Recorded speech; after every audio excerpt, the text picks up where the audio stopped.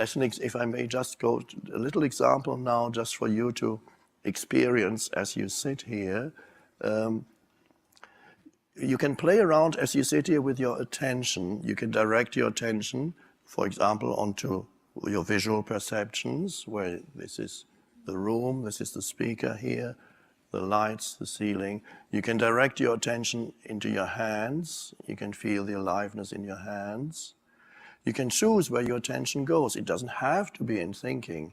You can direct your attention into the feeling of your body on the chair.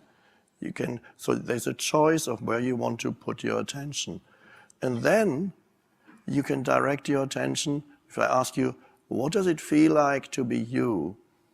This is a very strange question.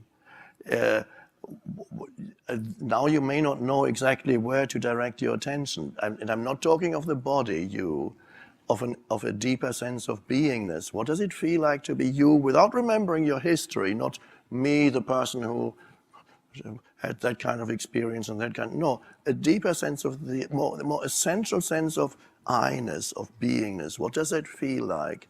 So I'm asking you to direct your attention to something very intangible, but you may get a glimpse of what that intangible thing or no thing is. And the strange thing is, it is no different from the attention itself. So when you look for yourself with the spotlight of your attention, and then you realize the attention itself is it. That, in other words, you recognize yourself as the consciousness that was looking for yourself.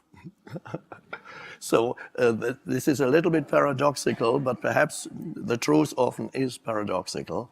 So Jesus, I believe, talked about that, although it's misunderstood mostly in churches. I don't think I've ever heard these words explained properly. He said, the kingdom of heaven, as we know, he said, the kingdom of heaven is within you.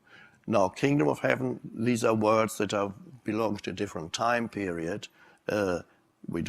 Kingdom is not used that much anymore. I think if he lived nowadays, he would, instead of kingdom, he would have said dimension. And heaven refers to a sense of vastness or spaciousness. So this is what is in many spiritual traditions, the term heaven is used. In many languages, sky and heaven is the same word. In English, you have two words. It's the vast expansiveness. So there's a dimension of spaciousness, as I call it. So if we translate the words of Jesus into modern terms, the dimension of spaciousness is within you. And then Jesus said, when they asked him, well, where is the kingdom of heaven and when is it going to come? Because they're always waiting for it to come. And he says the kingdom of heaven does not, by the way, this is a literal from the Bible. The kingdom of heaven does not come with signs to be perceived. You cannot say, it's over here, or look, it's over there. For I tell you, the kingdom of heaven is within you.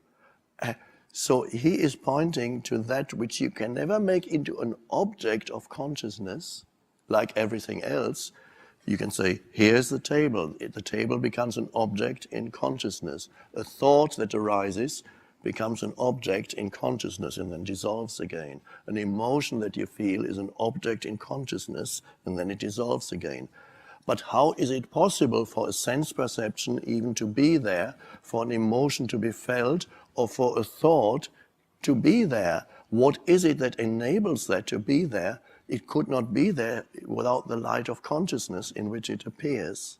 It appears in the light of consciousness. For example, you can doubt that where we are right here, that this is actually happening. And there have been many sages and philosophers who questioned the reality of our everyday experience and said, maybe it's all a dream. So philosophers said there's a dream-like quality to our existence because every experience passes very quickly and it's gone. It's like a dream. So there is a dream-like quality, and we could sit here for hours and argue whether or not this is actually real. And of course, Descartes Descartes sat down and said, what is it? Is there anything that I cannot doubt? So he also looked at, okay, whether or not this table actually exists, I can doubt, because it may be a total misinterpretation of something else. Obviously, if I looked at the atomic structure, I would no longer see a table. I would see mostly empty space, 99% empty space, and a few atoms and molecules floating around, but we call it a table. And the same with your body.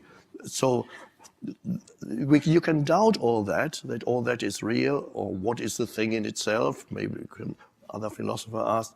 So Descartes sat there and said, what, is there anything that I cannot doubt? And he was thinking and thinking and thinking, and then he said, I'm always thinking. I think, therefore I am. So he equated thinking with existence or beingness.